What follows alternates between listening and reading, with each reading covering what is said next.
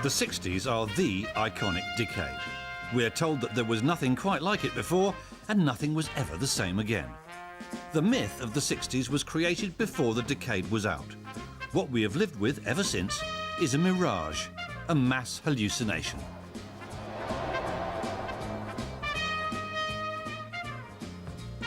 Everything was supposed to have got better in the 60s, but actually almost everything got worse. And even then, not everyone bought into it.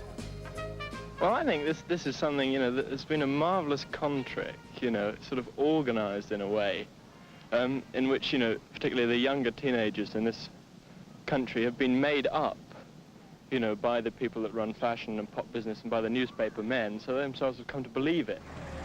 Some went even further. Unfortunately, I think we're a dying country, and it's like Rome just before the decline and fall of the Roman Empire.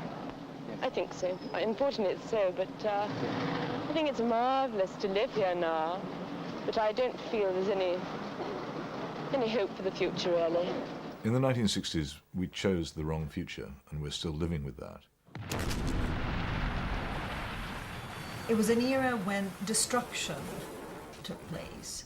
And I wonder now whether we didn't throw out far too much. We threw out the baby with the bathwater, so to speak.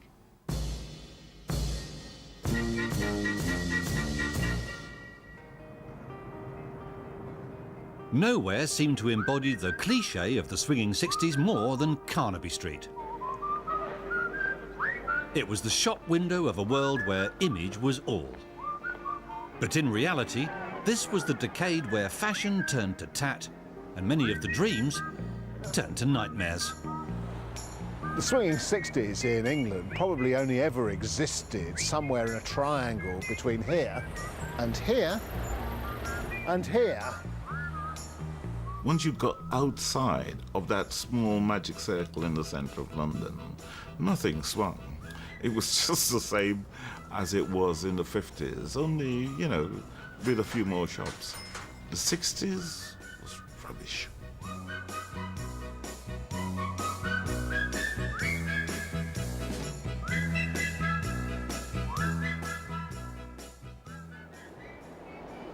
The early 60s looked a lot like the 50s.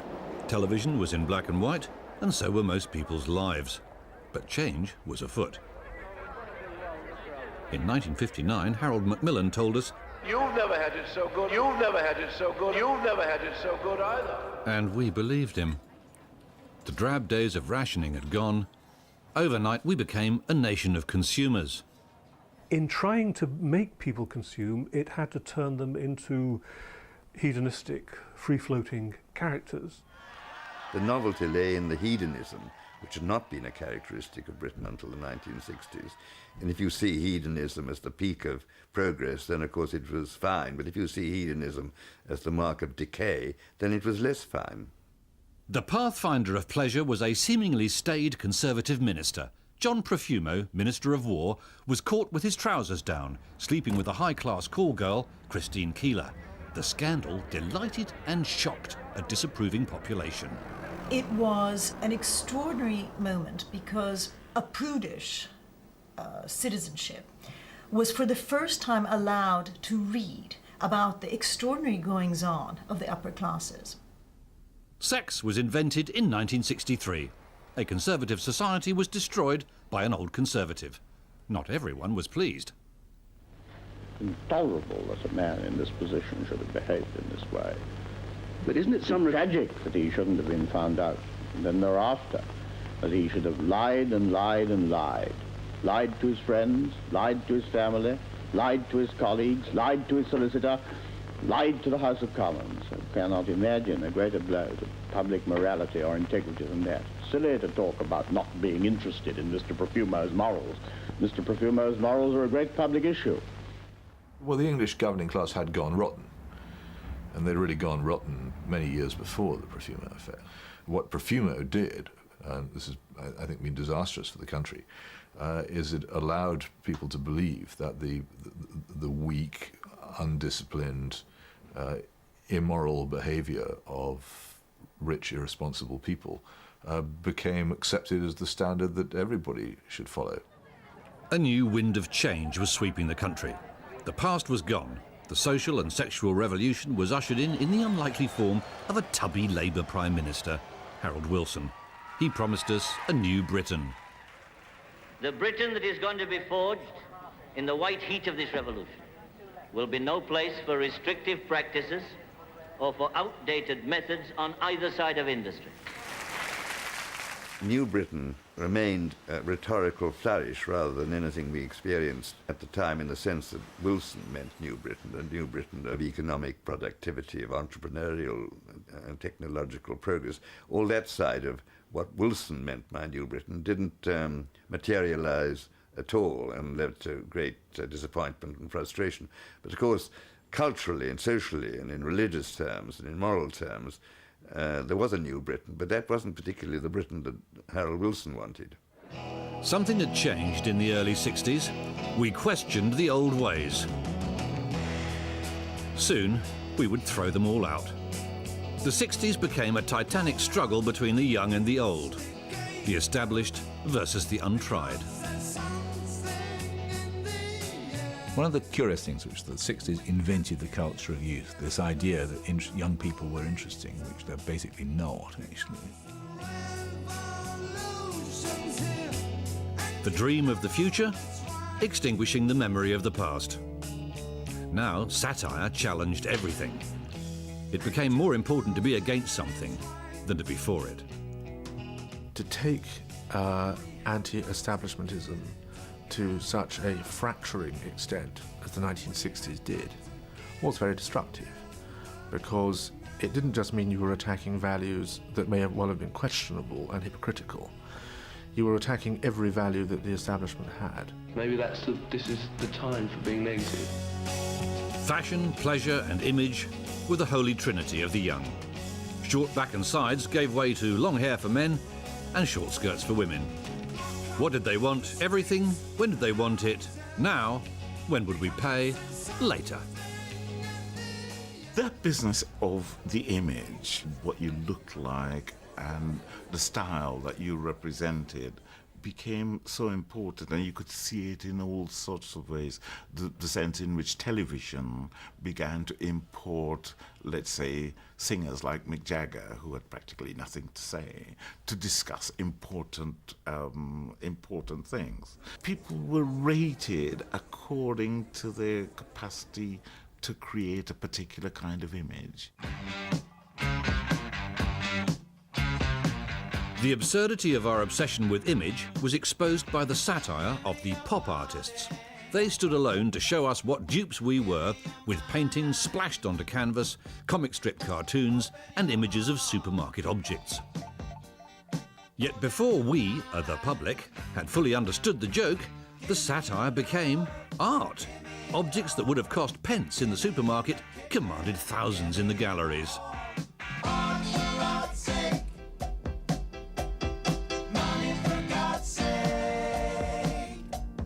One of the great claims of the 60s is if you like, a democratization of art. You've had the notion going on for quite a long time of the great canon in art, the great artistic works, the great musical pieces. So one of the things that the entrepreneurial artist of the 60s says is, we will mix up low and high culture and sell low culture to you as being as valuable as high culture. It's the very beginning of postmodernism and the notion that all these values are relative. One of the things it suggests is that everything is as good as everything else. And under those circumstances, people who actually aren't very good at anything can make a killing, and so they did. Andy Warhol even called his studio the factory. But it was a factory.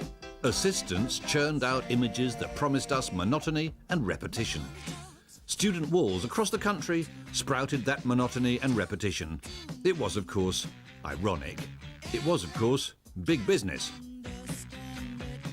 So why did you decide to paint the electric chair? I don't know. But there wasn't some sort of message. I mean, there wasn't any message in. No, there was no message. So there's no social thing about no. Suddenly choosing Elvis Presley. No, could have been a shoe. When you get down to the road, don't give a damn, don't give a hoot. Still gotta keep making the loot. Chauffeur driven. Modern art begins as a satire, but like a lot of things in the 60s, it turns rapidly into a front. It turns rapidly into a selling point for people who want to make money. There was an intensifying commercialisation of culture. I mean, the 60s was the period when that begins to happen, when what postmodernists are now used to actually first took root. A lot of people are actually getting very rich out of that. When Warhol died in 1987, he left an estate of at least $500 million. And then, at last, we could see what he really considered art and good taste. We saw that his apartment was not littered with the avant-garde, but with antiques. In an age where he challenged our values in public, in private, he chose the objects that had stood the test of time. Andy Warhol. Phony, radical Andy Warhol, bourgeois capitalist. Of course, capitalism gobbled up art. Capitalism gobbles up everything. It is the nature of the thing.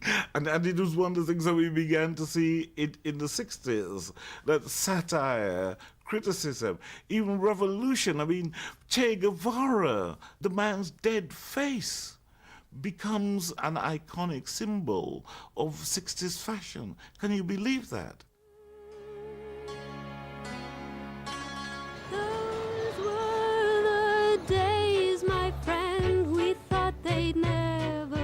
Well, 40 years later, can you believe any of the fashion? Beads, caftans, ponchos, and all in the psychedelic shades of vomit. And we were told it was cool. We were told London was hip, London was swinging. But the truth, for most people, was different. No, I can't find swinging London at all, actually. It's in the shop windows, but it's not in the streets. It seems so exciting when you don't live here, but as soon as you get here, it's exciting. The Kenwood chef can mix and mince and slice and shred and grind and grate and blend and peel and squeeze. Is there anything the Kenwood chef can't do? To turn people into consumers, you first need to change the way they think. The 60s were the first full decade where we were exposed to an explosion of advertising. There was now no escaping the consumer society. We were told what to buy and where to buy, and no longer did we have to wait. Hire purchase and the credit card took over. Pleasure today, payment tomorrow. Every one of my generation, just about, was brought up with parents who believed in the value of delayed self-gratification. In other words, that you only really deserve to have something good if you saved up for it and spent some time working for it. Some point, probably during the course of the 60s, with the advent of hire purchase and then finally the credit card, this notion disappears. And the idea comes about, and the growth of mortgages too, by the way, and the idea comes about that actually we can afford it now, really, if we want it, and we can have what we want pretty much when we want it. And this is quite a major psychological transformation. If you want it, here it is. Come and get it. Make your mind up fast. If you want it anytime, I can give it. But you better hurry, 'cause it may not last. The 60s was when capitalism, not so much that it won out, but that it reached deep into people's psychology, it reached deep into social structures, it reached deep into what people thought they were. Come and get it, but you better hurry, 'cause it's going fast. New goods, new cars, new houses. We thought we faced a future of infinite optimism. But in the headlong rush for change, we created a new alien landscape, a concrete modernity. In the myth of the time, this was progress. In reality, it was the gates of hell. Revolting, horrid, nasty. I can't think of a single building put up in the 1960s that shouldn't be demolished. It's a dump, absolute dump. I come out of a dump into a super dump. A nice little bomber doing smashing. 4 decades on, the most obvious scars of the 60s are the excrescences of tower blocks and the destruction of our town centres. It was a revolting time for architecture, a shameful time for British architecture. The main inspiration for the wholesale destruction of our towns and cities came from a French architect who called himself Le Corbusier. He argued that we needed a whole new vision of cities and that houses were machines for living in.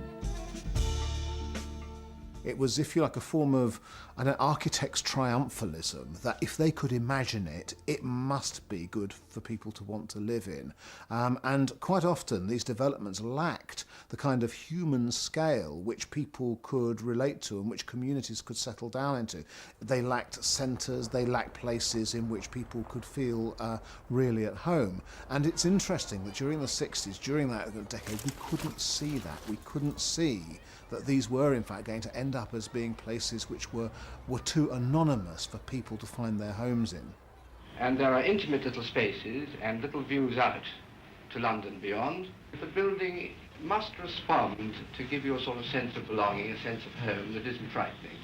These spaces are as important as the buildings themselves. I mean, Mrs. Jones can call across what is in fact a court, or like a court, an open court on the 15th floor, and she's in some sort of social communion with Mrs. Smith.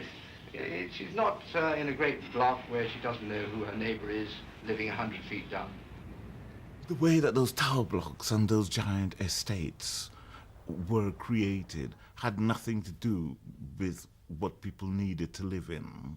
I just think of a pile of giant upturned suitcases. You stacked people in there. Something was deeply wrong about the way they built those things. Soon a mass hysteria gripped Britain. Crazed planners wiped away much good housing stock.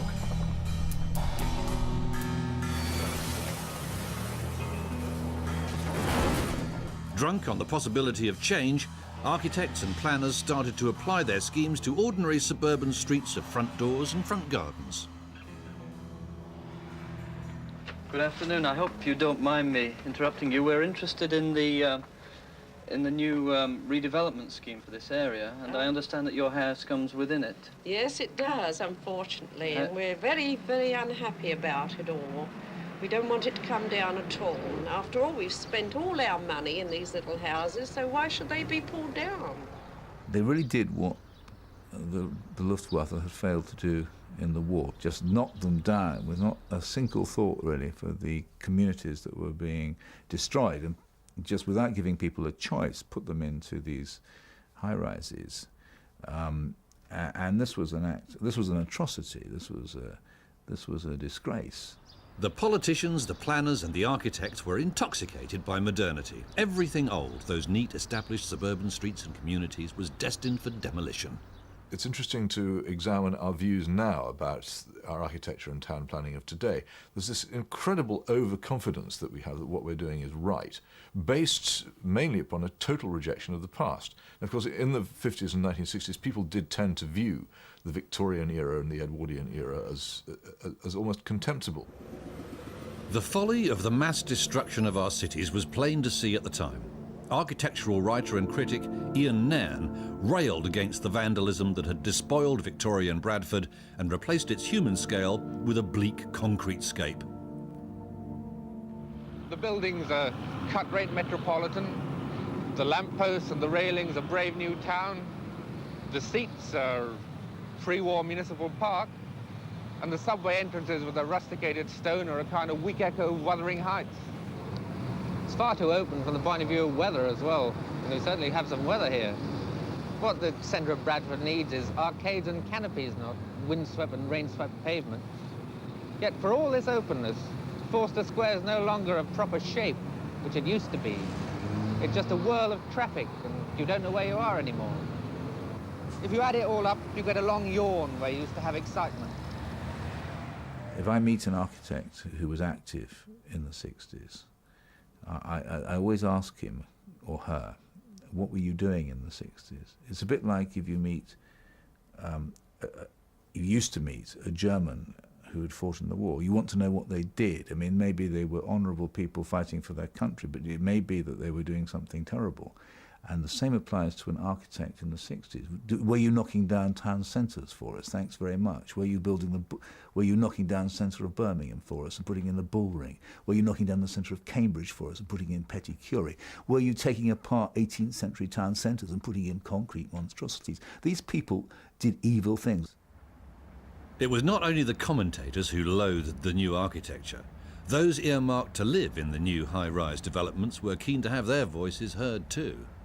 And I don't like that the proposed plan, the metropolis come true that they proposed for us. Well, I mean, who wants to live in that? Who wants to live in a tower flat or even a few stories above? I have to ask a caretaker or please may I hang a picture on these composition walls? Please may I keep a cat? In fact, some of these places it would be cruel to keep an animal in. Conceding that a great many of these modern places you could not do those things. Well, I say that the places that are built where you can't do homely things, the things that make home, the things that spell home, those places are not home.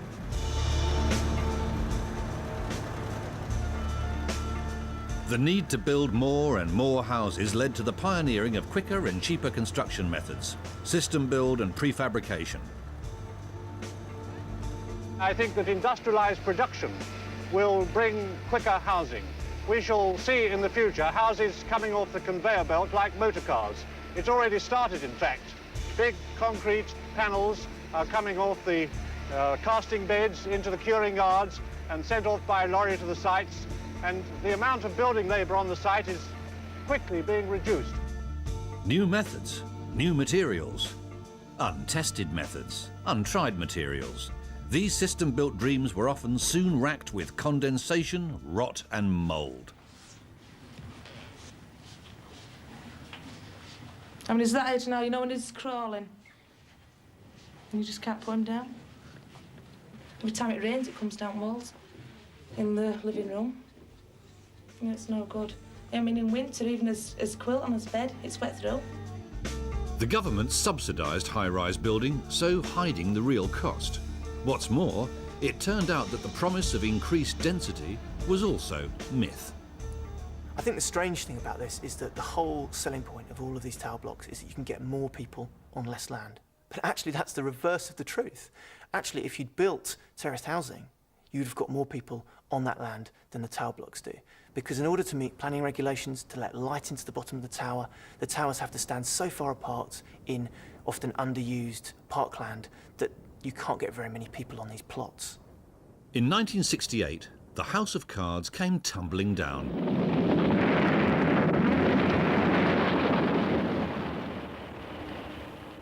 In the early morning of the 17th of May, something happened in a system-built tower block in East London that marked the turning point in the decade of destruction. With the explosion at Ronan Point in Newham in East London in 1968, ministry officials started to actually look at some of the material they had, and journalists started to dig into it, and expert academics started to look into it, and architects. And actually what they found to their horror was that the analytical basis of a lot of this just wasn't true. It wasn't going to be cheaper, it wasn't going to be faster, and it was going to actually cost more to maintain. It only took this one collapse to reverse government policy. The 60s had been a massive totalitarian vision, experts planning a perfect future for the benefit of, well, who? Property developers, yes, did well out of the 60s. People who invested in property in various ways did well. Nobody else that was involved in that area did very well, no. Those town planning bullies of the 60s gave us another legacy, mile upon mile of concrete roads.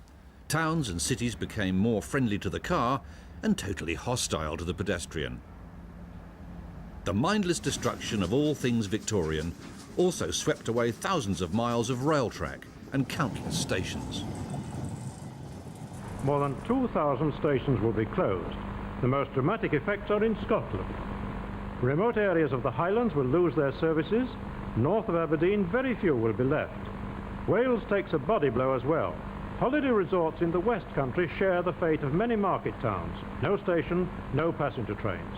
In the northeast, little more than the main north-south links will remain.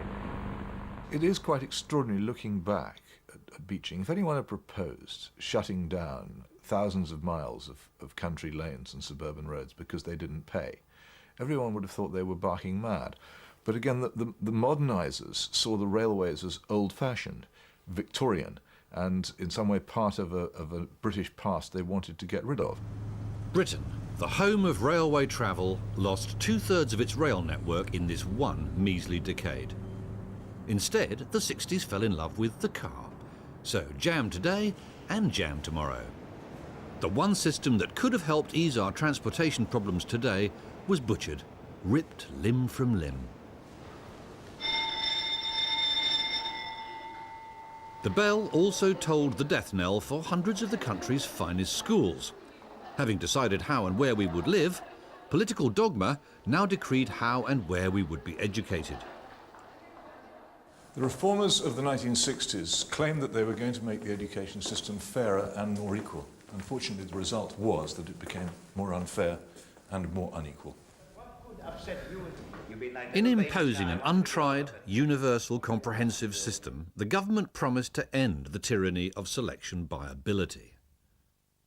It was very arrogant. It was enforced by one of the cleverest British politicians of the 20th century, Anthony Crosland, educated at Highgate, a private school, who said he wanted to destroy every fucking grammar school in England. And what a disgraceful thing to say, because what he achieved, Anthony Crosland, was that he took away the ladder of opportunity from literally millions of working class children, young women and young men.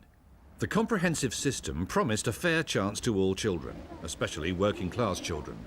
But the 60s were the years of broken promises and lost opportunities. If you look at the British education system before the change, there was one part that worked, which was the grammar schools. There was one part which was supposed to exist and didn't, the technical schools, and there was one part that was working quite badly, which was the secondary moderns. What the rational response to this would have been to strengthen the grammar schools and perhaps open more of them, and to make substantial reforms in the secondary moderns and to build the technical schools. But rather than do this, which would have been the educational response, what we did was destroy the only good part. And the result has been that for an awful lot of people, the only schooling available is actually worse than the secondary moderns, which the project was supposed to be getting rid of.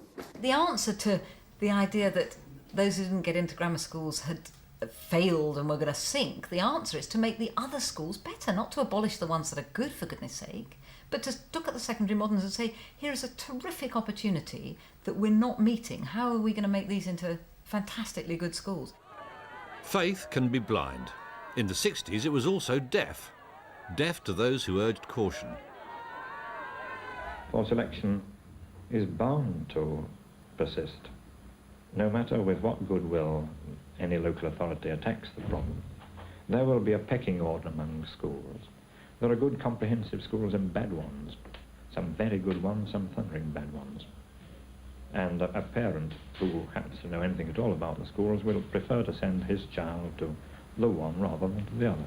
The ideal behind comprehensivization was a perfectly laudable ideal because of the imperfections of simply tossing people on the scrap heap. However, what replaced it was also imperfect, but it was imperfect in a different series of ways.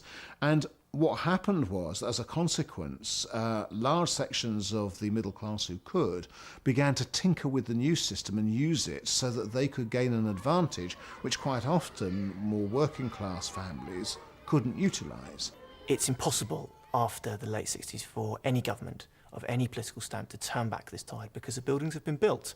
The infrastructure has been put in place that will carry through the comprehensive revolution. You cannot any longer have 3 different types of school in each area because you spent hundreds of millions of pounds on building one type of school for one area. It's impossible thereafter to turn back the clock. Fitty poppers and finger poppers, we're gonna do the thing right here with the Emperor Roscoe on Caroline South. Time to come alive.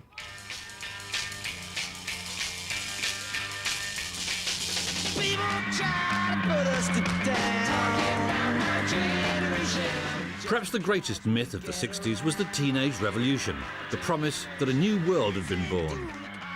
It doesn't really matter, especially in pop music, which is just a laugh, really. the promise of perpetual youth, I hope we die before we get old. of peace and love. 4 of us, I just smashed that 5 and like smashed 5 on the floor, like put one unconscious like. Don't try and dig what we all say. By the 60s, rebellious youth started to form into the uniformed tribes of mods and rockers. During the middle years of the 60s, these peer groups performed their confrontation rituals in Margate, Southend, Brighton or Bournemouth.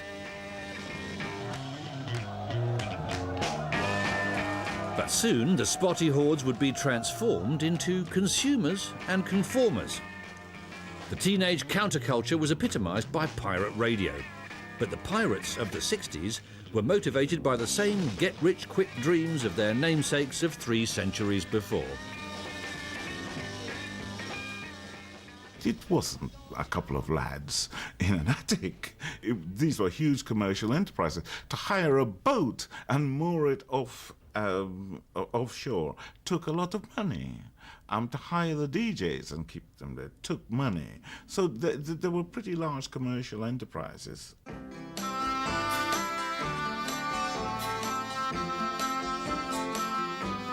Pop music, the core symbol of swinging Britain, was big business.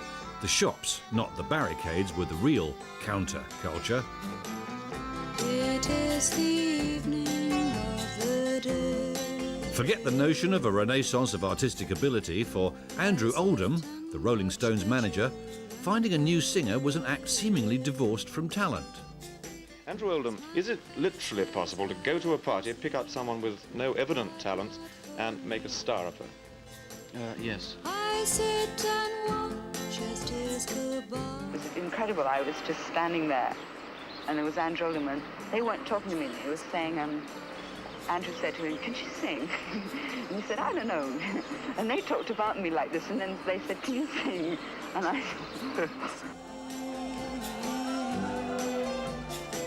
Even the iconic pop festival of the 60s, the Isle of Wight, was driven by the abiding value of the 60s, money. The 60s was a great time for entrepreneurs because the counterculture created space and room for people who didn't have any purchase into traditional markets. So you would get rock music entrepreneurs arriving and creating things like festivals. People were very much aware of the resource potential of these cultures.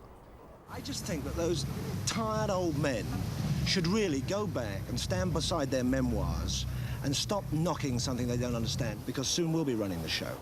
There's an image lingers in my mind of some young guy who had organised a massive sort of psychedelic concert, basically, coming up to the camera to do an interview with an interviewer, beginning by saying peace and love in the most perfunctory side-of-the-mouth way possible, and then going on to talk about the economics and the planning and the logistics and the money he was making out of it. At the festival, the clash of the illusion of peace and love and the disillusion of repeated exploitation boiled over into violence. Power to the people, motherfuckers! This festival business is becoming a psychedelic concentration camp where people are being exploited! People were fooled and have been consistently fooled that by taking part in the 1960s rebellion against the old culture, they were freeing themselves. But in fact what they were doing was chaining themselves up in a whole new conformism, but one which still refuses to recognise that it is conformist and still pretends that it's fighting an old establishment. The establishment of the 1960s has vanished. The morals and culture of the 1960s has vanished entirely. The only thing to rebel against now is the conformism of rock music and wearing jeans. The Isle of Wight festival dented the myth of love and harmony, the phony images of a country at peace with itself. On the mainland, the nightmare of racism had already become a reality. We'll not keep Britain, keep it white as it should be. In the 60s, the real Isle of Wight lay to the north of Shanklin and Ventnor. It lay in the terraced streets of the north and the Midlands. It lay in the heart of swinging London. I am a born West Indian, and I went to seek my fortune in England. But when I landed in London, I just could not understand. I found the place very disappointing, Lord. Yes, the sight was frightening, buildings were so dismal and so old. Yes, brother, England was cold. Lord. We're taught that this country, the people were more hospitable, warm-hearted. That's what we were taught, and that was driven in us, you see. So, of course, it was a dream coming here. We didn't think of colour at all, or think of any discrimination whatsoever. Today you find people openly expressing their resentment. The 60s really isn't great, especially in the early 60s, if you're different, if you look different, if you're black or Asian. This is a period when you will still see cards in windows, no blacks, no Asians, no dogs. This is a period when we see a series of small-scale but certainly significant riots in the late 50s and early 60s against mass immigration. The 60s begin with the aftermath of the 1958 Notting Hill riots. After the Notting Hill riots, there's huge pressure to end immigration from the Caribbean altogether. In the Bristol Bus Company, racism seemed actively condoned by management and workforce alike. The point is that whilst we can obtain white labour in this city, we intend to go on engaging white labour rather than coloured labour. Well, we don't want them on here, that's the main reason. I mean, you come to look at it this way, when old Beeching drops his hatch, there ain't going to be enough work for the whites, let alone the blacks. We got enough, our job now, to get a working wage. If we don't get our bit of overtime, we can't live. If they come down here, they'll work all hours God give them. Well, I think it's pretty awful. I think they should live in a district all to themselves, because I've got to bring this little boy up amongst them, and they're not clean. Where did this idea come about that the Pakistani boys are so dirty? I don't really know. When I came here, everybody had that sort of idea. You know, wherever I went, all the English boys started calling me names, you know, dirty and all that. But from then on, you know, when I started speaking English with them, they got much more friendly. Do you think the English are all that clean? Not really, no. They detest having a bath, don't they, all the English boys? The what? They don't like having a bath, do they? Well, you have to get clean, haven't you? And I have a bath nearly twice a week. And do all the English boys you know have a bath twice a week? No, they're once in a fortnight. And that's, they hate going, you know, when it's Friday, they say, oh no, it's bath night tonight, I'm gonna stay out. The swinging 60s were no different from any other time. I don't remember any great waves of love. In certain areas of the North and the Midlands, such as Smethwick, tensions grew. Many people say that people in Smethwick, like yourself, are showing extraordinary colour prejudice, which is bad for the whole country, not just Smethwick. Well, that is complete nonsense, of course. There is no colour prejudice as such. There is prejudice against people living in overcrowded and insanitary conditions. But why is it only the coloured people that you seem to worry about? Because the conditions complained of seem to arise mainly amongst the coloured immigrant population. If the same conditions arise elsewhere, they would be dealt with in the same manner. What are you doing positive in Smethwick to help coloured people?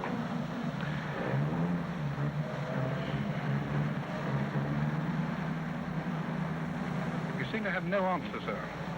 Well, we are taking many steps, of course. This, I think, is one of them. For me, the 60s all the way through were actually pretty terrifying times. The flames of racism and fear were fanned by Enoch Powell's Rivers of Blood speech in 1968. In this country, in 15 or 20 years' time, the black man will have the whip hand over the white man. Well, I can already hear the chorus of execration. How dare I say such a horrible thing? How dare I stir up trouble and inflame feelings by repeating such a conversation? My answer is that I do not have the right not to do so. A schoolboy at the time, Paul Boateng, later himself to become a government minister, recalled the day after the Rivers of Blood speech. For the first time in the country of my birth, and the country of which I'm proud to say I belong, I was shouted at and spat at and abused in the streets. For the first time ever, the day after that. So, of course, I remember it. Immigration! No! Repatriation! Yes! In the 60s, we had our first chance to build an integrated society. Our one chance to take peace and love out of the slogans and onto the streets. We blew it. You end up with Rivers of Blood, the growth of the National Front, and the effective banning of inward immigration by a Labour government because of the problems that they think race will cause. So what you get is an incredibly kind of double-edged decade if you were a black person, and you wouldn't be likely simply to turn around and say, yeah, no, that was straightforwardly a good time. If the swinging 60s never happened if you were black, they were supposed to be the final liberation for women. In sickness and in health. In sickness and in health. To love and to cherish. The 60s had begun where the 50s left off. A woman goes from her father to her husband, from the family in which she grew up to the family she must create. The role of a woman was as a daughter, wife, or mother. But in the early 60s, one small chemical pill was to provide one giant leap for mankind. The key change of the decade was the contraceptive pill. In the 50s, contraception was mainly a man's responsibility. Now, it rested on the woman. Women had been persuaded that the pill would liberate them. But liberate them for what? Scientific advance is good. Medical advance is always good. The pill is a good thing, but the effect it has had, I think, has been sad. When we thought that women were going to be freed by the pill, we thought it meant that they would be in control of not having, 12 babies, one after the other, so that they could study, so that they could work, so that they could affirm themselves. What we didn't think about was that for many, the pill meant the freedom to have sex, lots and lots of sex. And that was no freedom at all in the end. For women, the concept of the progressive 60s essentially was where they were expected to sleep with as many men as wanted to sleep with them. That was the notion of sexual liberation. I wonder if one day that you say that you care. If you say you love me madly, I gladly be there like a puppet on a string.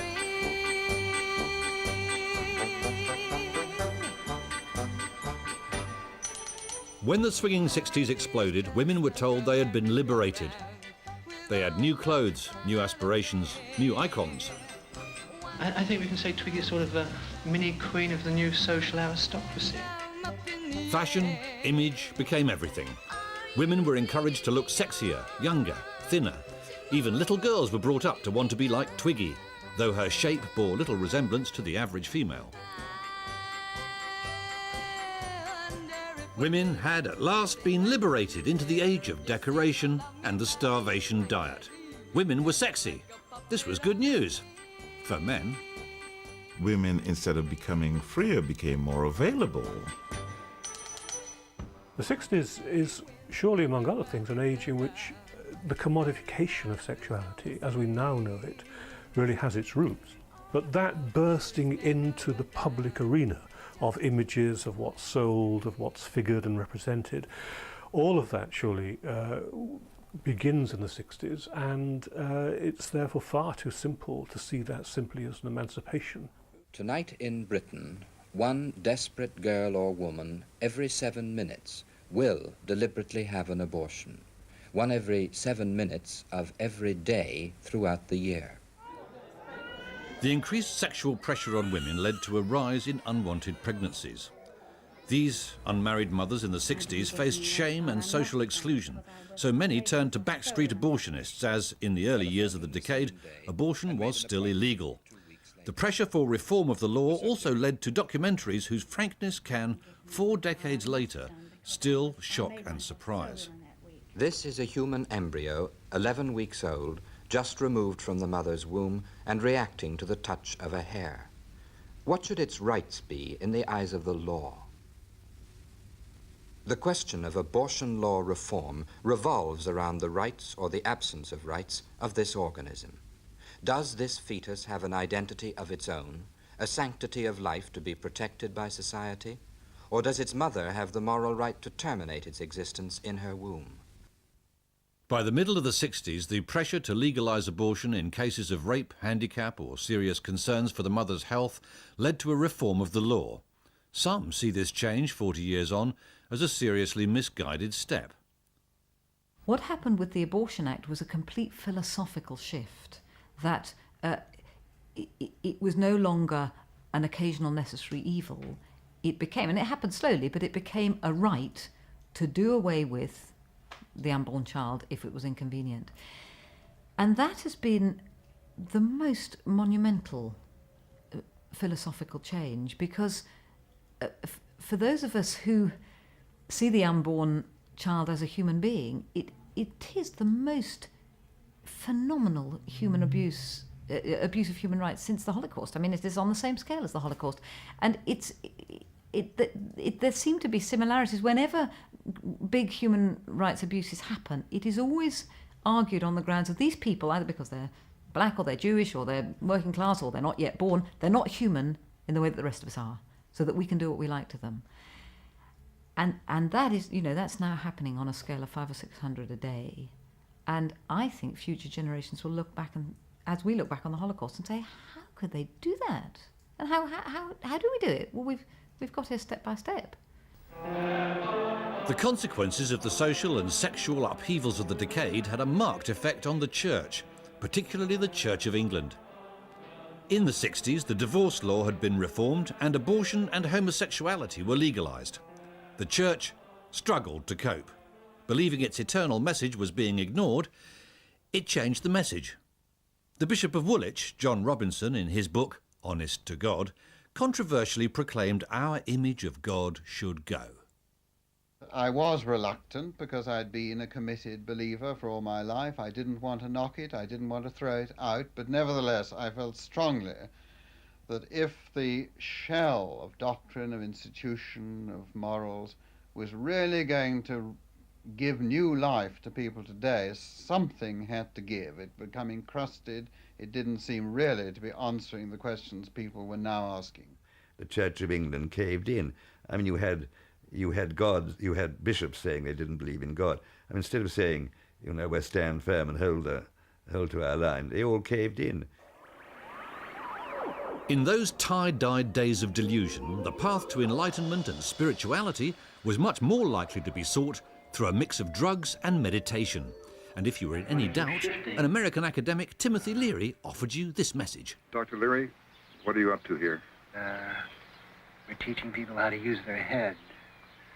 The point is that in order to use your head, you have to go out of your mind. Leary's philosophy was summed up by 3 trite phrases. Turn on, tune in, and drop out. No matter how often Leary repeated his message, it seemed as dull to the ears as the drugs were to the brain. Turn on, tune in, and drop out. Tune in, We're drop turned out. on, and we're tuned in, and we're very dropped out. Where there had been order was now disorder. A society that had ceased to believe in God would now believe in anything. It was the decade where people began to mistake pleasure for happiness, and where they thought that immediate satisfaction was more important than what you might call longer-term goals. That was the thing that really changed. It was the triumph of hedonism. As we've sunk deeper in the morass of consumerism, in one sense, people also began rather desperately in a rather woozy kind of way to search for spiritual alternatives. But that too became disorganized and rather amorphous and incoherent. It's all to do with colour, it's all to do with round, with shape. Everything's colour. Everything, is, it must be to do with orange. Not only with orange, but, And of course it was bollocks, and the thing which people who celebrate the 60s tend to forget is the victims. I mean, there are, walking around London today, these terrible, scarred survivors of that culture, and of course a lot of them are dead now. The 60s were all about illusion. The illusion of enlightenment, the illusion of progress, the illusion of youth. But by the end of the decade, reality was beginning to creep in. Economic and industrial decline, protest and strike. Illusion was turning to disillusion. The dream had turned sour. This is how a Yugoslav documentary saw us. Britain has 56 million inhabitants, a great nation with a great history. Yet the country which started the Industrial Revolution is slipping to the bottom of the ladder of the developed country.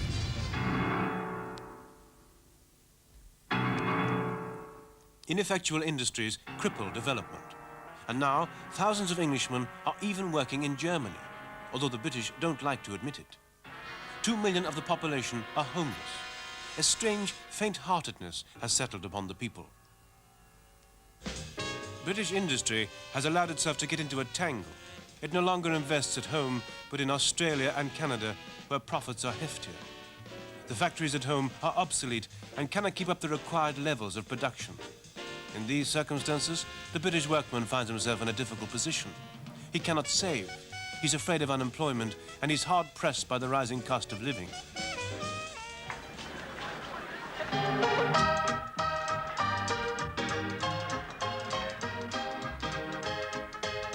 Traditionally, the lower classes have a rough deal where drinking is concerned.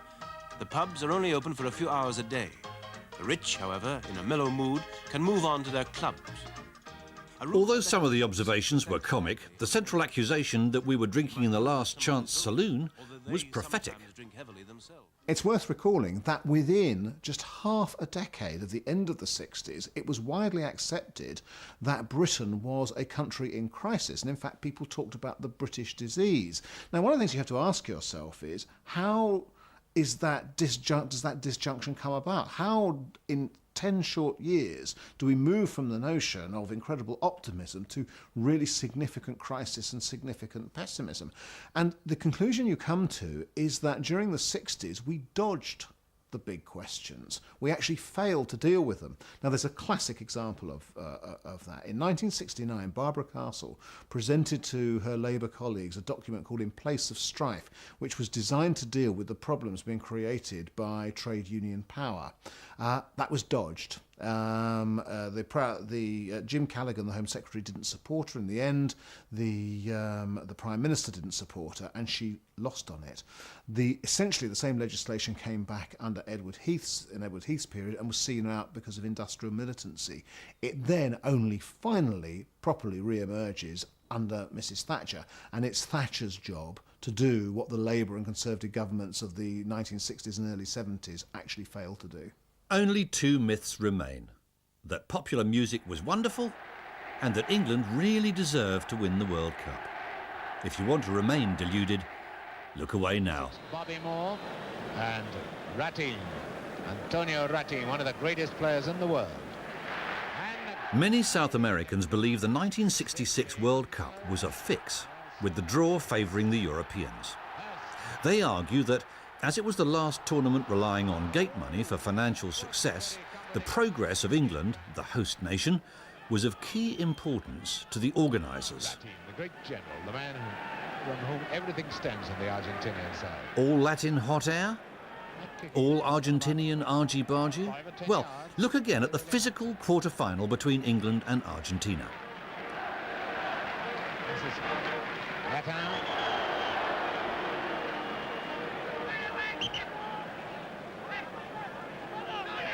And the foul has been given against Ratin. And someone's name is going in the book. Yes, Solari. It was a tightly fought contest until the Argentinian captain Ratin is mysteriously sent off by the German referee Kreitlin. I think the best thing for Mr. Kreitlein to do is to buy an official program. He's got the ball in that. And Ratin's in trouble. He's off. Ratin goes off. Ratin is sent off. With neither Kreitlin nor Ratine sharing a common language, confusion reigned. Only afterwards are we told that Ratine has been dismissed for abusive language. But with the referee and player not sharing a common language, how did Kreitlin know what exactly Ratine had said? England went on to win the game. But if that was not mysterious enough, what about England's controversial and decisive third goal? The first of extra time in the final against West Germany. No, the linesman says no. The linesman says no. Again, confusion and a mysteriously changed decision. It's a goal. It's a goal. Oh, and the Germans go mad at the... Was it a goal? Well, nearly 30 years later, Oxford scientists used the latest tracking technology to provide the answer. We've plotted the position of the ball. At each frame in the sequence, we can see here the ball as Hurst strikes, coming up, striking the crossbar, heading down, hitting the ground, and then bouncing out of the goal. And this tells us that the ball never crossed the line.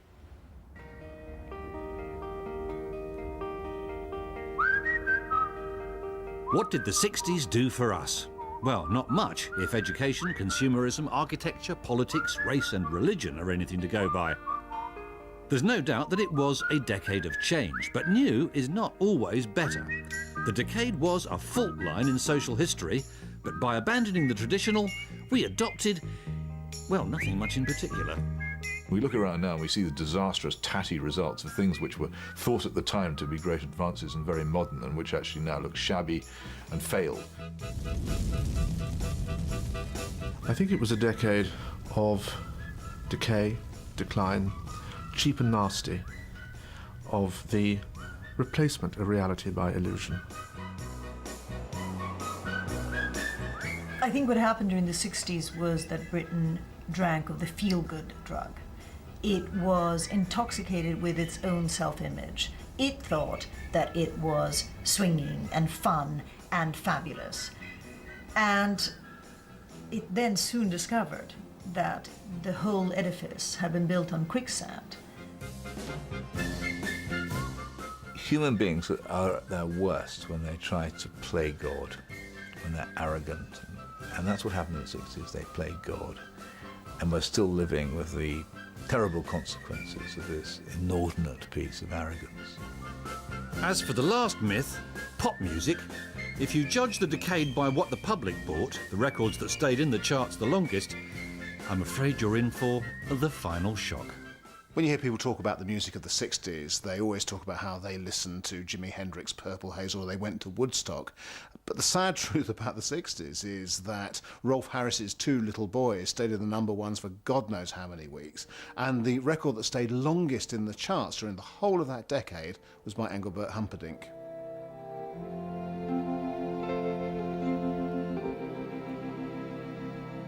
Please release me, let me go, for I don't love you anymore. To